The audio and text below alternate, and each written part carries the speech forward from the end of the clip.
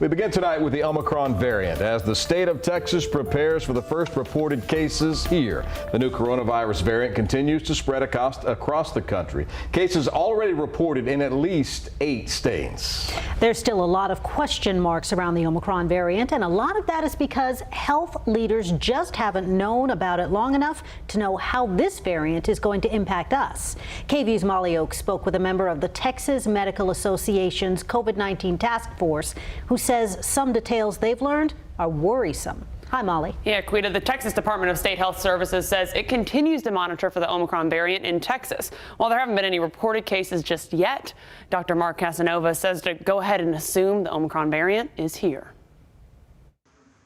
Numbers coming out of South Africa on Friday show a significant increase in the number of cases, meaning because of its mutations, there's concern among doctors that Omicron is going to be more transmissible. That's according to Dr. Mark Casanova, a member of Texas Medical Association's COVID-19 task force. What we don't know yet is, does it cause more illness or a greater degree of illness for those who are infected? Casanova says doctors are honing in on 2 key factors: transmissibility and how severe is it. Does it make you really sick? Is it a mild cold? How do you fare if you have the infection? Worst case scenario is you have a highly transmissible virus, something that spreads very effectively, and something that's very virulent. That's in essence the double whammy that we hope we don't have.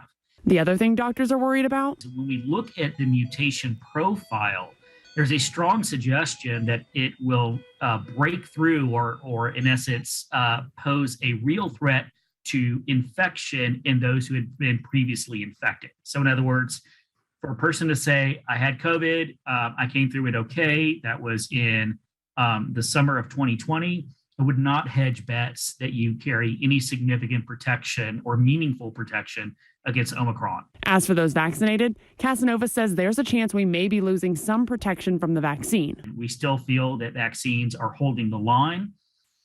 To what extent?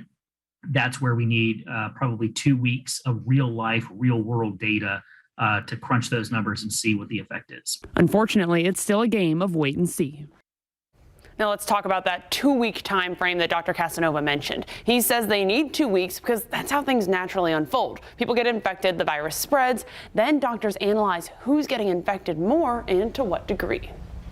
So does the doctor think that we're going to see another surge, Molly? Yeah, that's kind of top of mind, right? Well, that's still up in the air, but he did say we should be prepared for that to happen. And the coming weeks will obviously offer a lot more insight as doctors learn more about the spread.